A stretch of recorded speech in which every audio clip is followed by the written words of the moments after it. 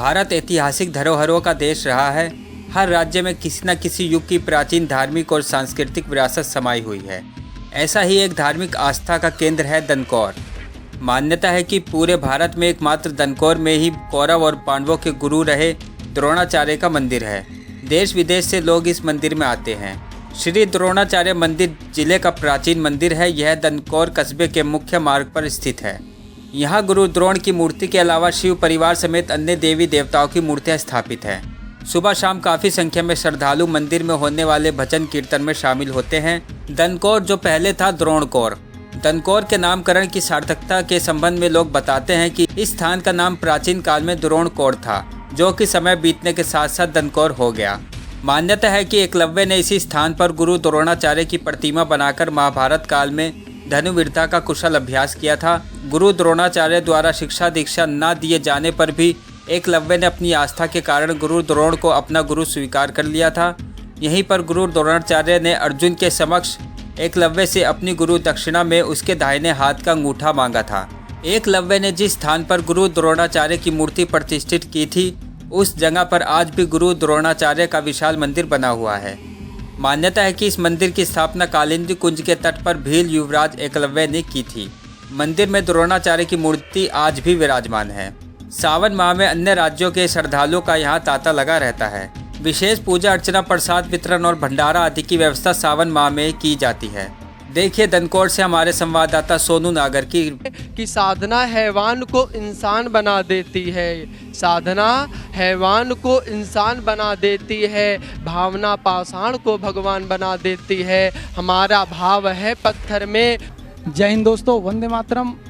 मैं सोनू नागर, आप देख रहे हैं हिंद फोकस न्यूज़। आज हम पहुंचे हैं दनकौर में, जिसको द्रोण नगरी भी कहा जाता है और श्री द्रोणाचार्य जी की ये जन्मभूमि है। जैसा कि आप सभी जानते हैं, द्रोणाचार्य जो कि कौरवों के और पांडवों के दोनों के ही गुरु थे। और यहाँ ये अभी मैं पहुंचा हूँ गौशाला में, जो कि एक गौशाला समिति है दनकौर में ही। और यहाँ पर जो गौ लगभग 900 से 1000 गायों के बीच में यहाँ पर रहती हैं और उनकी सेवा की जाती है। अभी आप देख सकते हैं ये जो सारा स्टाफ है ये अभी लगे हुए हैं। थोड़ा सा यहाँ पे कोई प्रोग्राम है तो उसके लिए थोड़ा सा ये भोजन वगैरह तैयार हो रहा है यहाँ पे। तो आइए बात करते हैं, हम यहाँ पे कुछ लोगों से बात करेंगे और जानने की कोशिश करेंगे कि किस तरीके से ये गौशाला जो है वो संचालित होती है और यहाँ के इतिहास के बारे में जानेंगे कि क्या कहता है यहाँ का इतिहास। नमस्कार दोस्तों, ये जो अभी हम पहुँचे हैं द्रोण मंदिर है। यहाँ पर ये द्रोणाचार्य जी का मंदिर है और एक गौरवान्वित इतिहास हमारा यहाँ पर।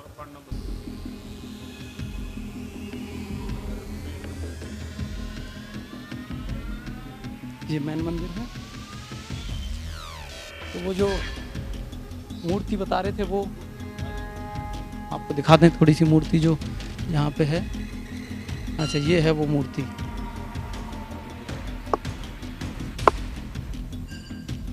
ये वो मूर्ति है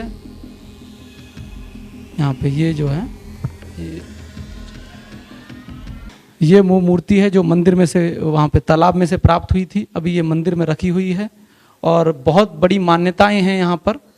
आप यहाँ एक बार आके जरूर दर्शन करें, मेरा बिल्कुल आपसे अनुरोध है रहेगा। ये द्रोणाचार्य जी की मूर्ति है यहाँ पर। ये माता रानी की मूर्ति है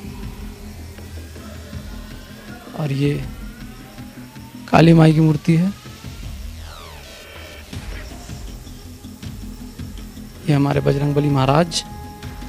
जय बजरंगबली। बहुत अति सुंदर और बहुत अच्छा भवन यहाँ पे बना हुआ है।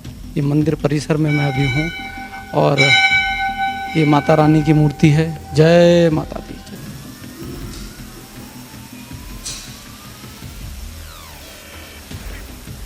ओम गणेशाय नमः, ओम गणगणपताय नमः। महाराज की है।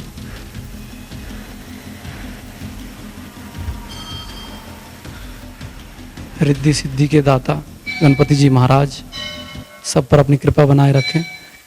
ये सिया राम जी का मंदिर है यहाँ पर और बजरंगबली सिया राम लक्ष्मण के साथ में। आपको पूरा प्रांगण दिखा रहे हैं। ये जो है बीच में मंदिर जो है ये भोलेनाथ का, इसमें आपको लेकर चलेंगे। अभी बाहर जो है ये यहाँ से आपका ये शनिदेव महाराज, और अगर अंदर की तरफ जाएं तो यहाँ आपको शिवलिंग के दर्शन होंगे। कि बहुत ज़्यादा मान्यताएं हैं, लोगों का अटूट विश्वास और एक तरीके से आप कहें तो संपूर्ण विश्वास जिसको बोलते हैं, वो यहाँ की आस्थाओं में दिखाई देता है। यहाँ आप भोलेनाथ की पूजा कर सकते हैं, अर्चना कर सकते हैं, उनसे अपनी मनोकामनाएं मांग सकते हैं। जय भोलेनाथ।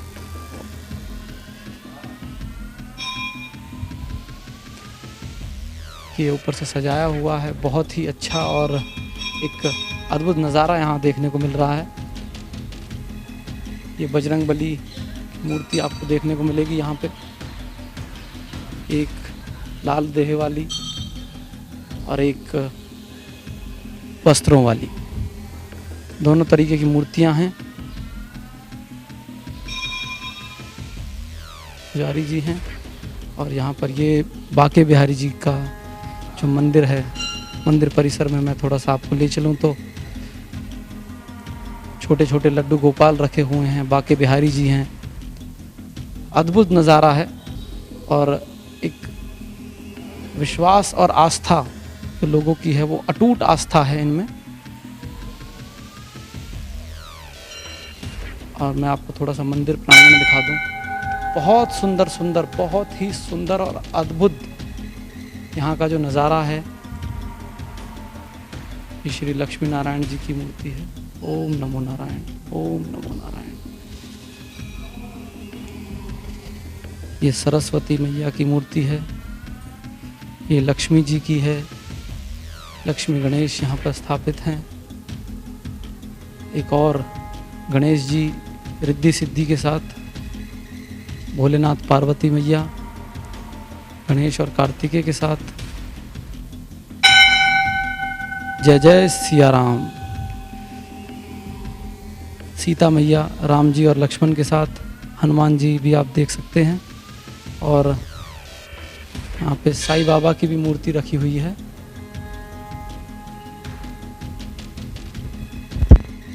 ये गायत्री माता की मूर्ति है। ये माँ शैलपुत्री की है। ये माँ ब्रह्मचारिणी की है।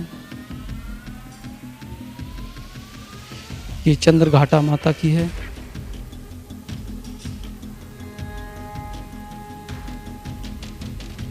ये माता कुष्मांडा की है। ये संकंद माता की है। और ये दुर्गा माँ का रूप, शेरों वाली मैया की मूर्ति है। ये कल्याणी माता की है। ये कालरात्रि माता हैं। ये महागौरी माता हैं। और ये हमारे बाके बिहारी जी, अति सुंदर मूर्ति, वो चेहरे पे मुस्कुराहट और आपके दुखों को हरने के लिए सदैव तत्पर, श्री बजरंगबली महाराज की मूर्ति है। और आपको इसके इतिहास के बारे में बताएंगे। यहाँ पे गुरु द्रोणाचार्य जी की नगरी है। आइए हम आपको दर्शन कराते हैं, गुरु द्रोणाचार्य जी की महिमा बताते हैं। यहाँ पे कहा गया है कि गुरु द्रोणाचार्य जब 5 पांडवों को गुरु दीक्षा दिया करते थे, तो उसी समय एकलव्य यहाँ पे आए गुरु द्रोणाचार्य जी के पास में, और गुरु द्रोणाचार्य जी से आग्रह करने लगे कि हे गुरुदेव, हम भी आपसे गुरु दीक्षा लेना चाहते। तो गुरु द्रोणाचार्य जी ने उन्हें मना कर दिया, बोला कि मैं ऐसे शिक्षा सबको नहीं देता, मैं तो सिर्फ राजाओं के पुत्रों को शिक्षा देता हूँ, अन्यथा या ब्राह्मण के पुत्रों को शिक्षा देता हूँ। तो वहाँ से वो लौट करके चले गए अपने स्थान पर। अब वहाँ पर जा करके मनसा वाचा कर्मणा कहा गया है, मन से उन्होंने गुरु द्रोणाचार्य को ही अपना गुरु मान लिए। जब गुरु मान लिए तो क्या किए, एक कुटिया बनाए और वहाँ पे गुरु गुरु द्रोणाचार्य जी की मानस मूर्ति बना करके उन्हीं से अभ्यास करते थे। अभ्यास जब करते थे तो उन्हें क्या हुआ, एक समय गुरु द्रोणाचार्य जी 5 पांडव को कौरवों को लेकर आखेड़ करने के लिए वन की ओर निकले, तो उनके साथ में एक कुत्ता भी था। अब जब कुत्ता साथ में था तो वहां से कुत्ता भटक करके एक स्थान में पहुंचा जहां पे एकलव्य धनुर्विद्या का अभ्यास कर रहे थे। वहां पर जा करके कुत्ता एकलव्य को देख करके भौंकने लगा। अब जब भौंकने लगा तो विद्या में निपुण थे और धनुर्विद्या का अभ्यास कर रहे थे, तो उन्हें विक्षेप होने लगा कि भैया ये मुझे डिस्टर्ब करने लगा है, इसे यहाँ से भगा दिया जाए। तो उन्होंने बाण को ऐसा प्रहार किया कि कुत्ते का मुख ही बाणों से भर गया। और विशेषता क्या थी उनके बाणों की कि कुत्ते को कहीं भी चोट नहीं लगा। अब जब कुत्ता वहां से मार खा करके भगा तो गुरु द्रोणाचार्य जी के पास आया। तब जब गुरु द्रोणाचार्य जी की दृष्टि उस कुत्ते पर पड़ी तो उन्हें बड़ा आश्चर्य हुआ, एक कैसा भैया धनुर्धर है, कौन धनुर्धर है, अर्जुन तो मेरे साथ में है, आखिर धनुर्धर कौन है जो ऐसे बाणों का प्रहार करता है कि कुत्ते का पूरा मुख बाणों से भरा हुआ है और चोट भी नहीं लगी। तो बोले कि हमें भी चल के देखना चाहिए वो कौन धनुर्धर है। तो आगे करके कुत्ते को लेकर गए और वहीं पे पहुंचे जहां एकलव्य धनुर्विद्या का अभ्यास कर रहे थे। वहां पर जाकर के उन्होंने देखा और उनसे वार्तालाप हुई। तो बोले कि मैं एकलव्य हूँ, आपका शिष्य। तो गुरु द्रोणाचार्य जी बोले मैं तो आपको दीक्षा दिया ही नहीं, तो आप मेरे शिष्य कैसे हो सकते हैं। तो उन्होंने बोला कि आपके पास मैं आग्रह करके आया था, आपने मुझे अस्वीकार कर दिया, मुझे आपने गुरु दीक्षा नहीं दिया। तो वहां से मैं वापिस लौटे आया, पर मैंने आपको ही गुरु मान लिया है। तो हे गुरुदेव आप अपनी कृपा डालें, दृष्टि डालें और मुझे भी निपुण बना दें। तो देखिए बोले कि अच्छा गुरु दीक्षा तो आप ले चुके हैं और गुरु दीक्षा के बदले में गुरु दक्षिणा तो भी देनी चाहिए। बोले क्या चाहिए। तो बोले कि आप दाहिने हाथ का अंगूठा काट करके हमें दे दो तो हम उसी के अपना गुरु दीक्षा मान लेंगे। तो गुरु द्रोणाचार्य जी जैसे ही वाक्य को बोले तो एकलव्य ने खंजर निकाला और अपने दाहिने हाथ का अंगूठा गुरु द्रोणाचार्य जी को सौंप दिया। तो आइए हम गुरु द्रोणाचार्य जी के दर्शन कराते हैं। एक गुरु द्रोणाचार्य जी की मानस मूर्ति है जो एकलव्य ने निर्माण स्वयं से किए थे। तो कहा गया है गुरुर् ब्रह्मा गुरुर्विष्णु गुरुर्देव महेश्वरा गुरुर् साक्षात परम ब्रह्म तस्मै श्री गुरुवे नमः। यहाँ की इतनी विशेष महिमा है कि जो भी भक्त आया है आज तक कभी खाली नहीं गया, इनकी मनोकामना करके आता है। ये देखिए इसमें कलावा बांधा गया है। जो भी भक्त पहली बार आता है इनसे निवेदन करता है, इनसे प्रार्थना करता है कि हे गुरु द्रोणाचार्य महाराज हमारी जैसे ही मनोकामनाएं पूर्ण हो जाएंगी तो हम इस कलावा को खोलने आएंगे और यथाशक्ति जो हमसे होगा हम भंडारा अनुष्ठान करेंगे। तो यहाँ पे बहुत बहुत दूर से भक्त आते हैं और सबकी मनोकामनाएं पूर्ण होती हैं। बोलिए वृंदावन बिहारी लाल की जय, बोले गुरु द्रोणाचार्य बाबा की जय।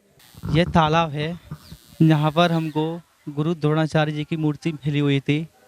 वहाँ पे कुआं था एक, उसमें यहाँ पे गुरु द्रोणाचार्य की मूर्ति मिली थी। वो यहाँ पे ले जाके गुरु द्रोणाचार्य मंदिर में स्थापना करवा दी थी उसकी।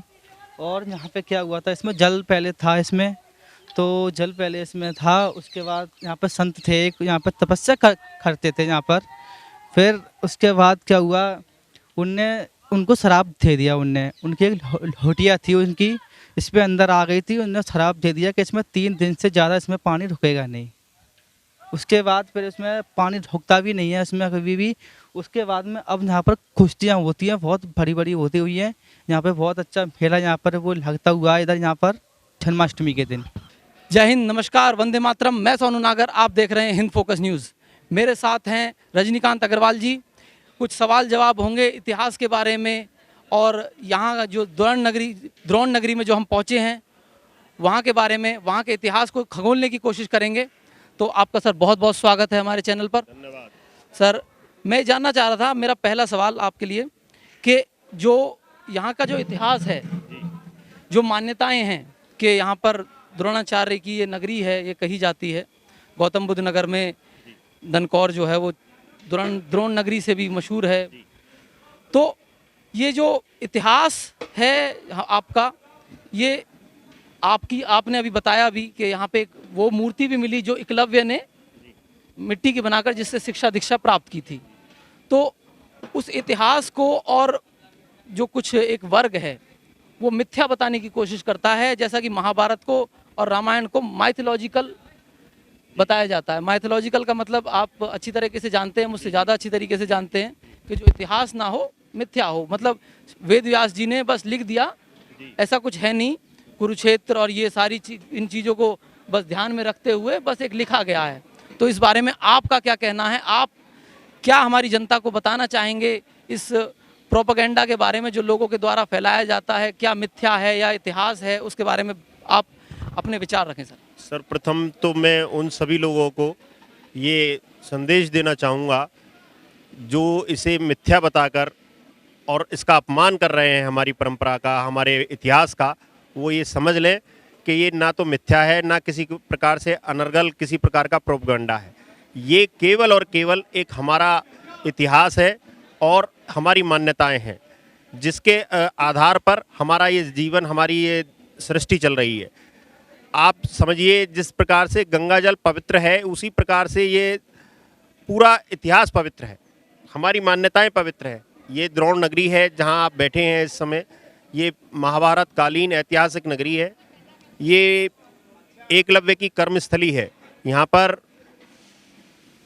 श्री द्रोण गुरुजी ने एकलव्य को शिक्षा प्रदान करने से जब इनकार कर दिया, तो एकलव्य ने एक बालू की मूर्ति का निर्माण करके उसके सामने शिक्षा ग्रहण करने का प्रयास किया। वही मूर्ति यहाँ पर खुदाई में तालाब में मिली, और आप कहीं दूर नहीं बैठे हैं, बराबर में ही तालाब है, आप उसे देख लीजिए। और किसी भी व्यक्ति से आप इसके विषय में संपर्क करें, तालाब बहुत गहरा है और बिल्कुल सूखा तालाब है। कितना ही घनघोर वर्षा हो, उसमें एक बूंद पानी नहीं टिकता। अगर किसी प्रकार से ये मिथ्या है, किसी प्रकार से ये अनर्गल प्रलाप है, तो उसमें पानी रुकना चाहिए। आप 2 बाल्टी पानी डाल दो तो वो भी 24 घंटे से ज़्यादा में सूखता है, और ये 1 घंटे के अंदर इतना बड़ा तालाब सूख जाता है, इसमें एक बूंद पानी नहीं रुकता है। और वही मूर्ति आज हमारे मंदिर में स्थापित है, द्रोणाचार्य मंदिर में। ये एकमात्र हिंदुस्तान का पूरे का मंदिर है, और यहाँ बहुत बहुत दूर से लोग बाग अपनी मान्यताएं लेकर आते हैं और वो पूर्ण होती हैं। और हमारा जो क्षेत्र है, चाहे वो किसी भी बिरादरी का बिलोंग करता हो, इस बात से कोई लेना देना नहीं, चाहे वो हिंदू हो, मुस्लिम हो, सिख हो, ईसाई हो, कोई भी हो, सातों जात यहाँ रहती हैं। वो बड़े प्रेम से रहती हैं, और किसी प्रकार से भी कभी कोई आपसी विवाद, कोई किसी भी तरीके का झगड़ा फसाद होता है तो हमारे कोई ज़रूरत नहीं होती कि हम अदालत या कहीं जाएं। हमारे लिए मंदिर की मूर्ति ही सबसे ज़्यादा पवित्र है। हम उसके पास बैठकर अपने फैसले आपस में निपटा लिया करते हैं, उसमें किसी प्रकार से कोई दिक्कत नहीं है हमें। और जो लोग भी ये प्रलाप कर रहे हैं, वो ये समझ लें कि वो बिल्कुल नास्तिक हैं और उन्हें इस बात की समझ ही नहीं है कि वो क्या कह रहे हैं। तो इसलिए ऐसा प्रलाप बिल्कुल अनर्गल है।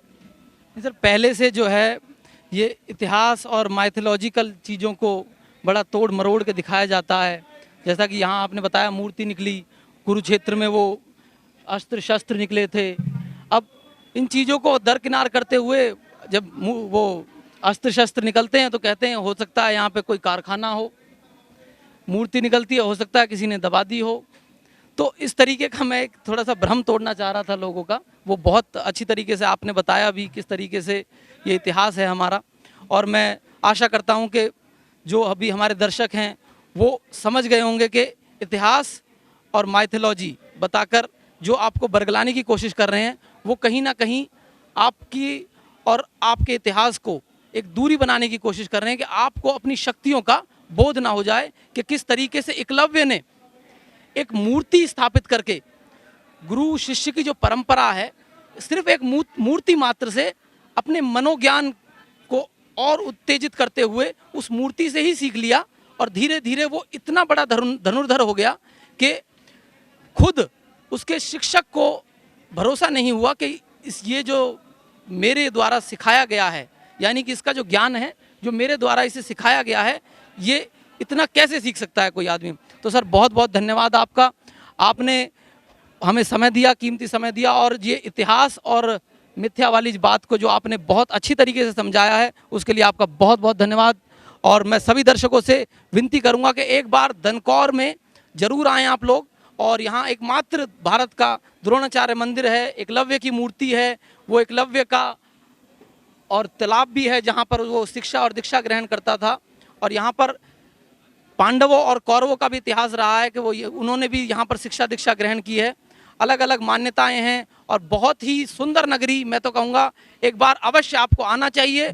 और यहाँ ये गौशाला जहाँ पे मैं बैठा हुआ हूँ अभी, लगभग 800 से 900 गायों की यहाँ पे सेवा होती है। तो अगर यहाँ पे आप आएँ तो ज़रूर यहाँ पे आएँ और थोड़ा सा जो भी आप पे बन सके वो ज़रूर दान दें और अपने जो गौरवान्वित इतिहास है उसको ना भूलें। बहुत बहुत धन्यवाद।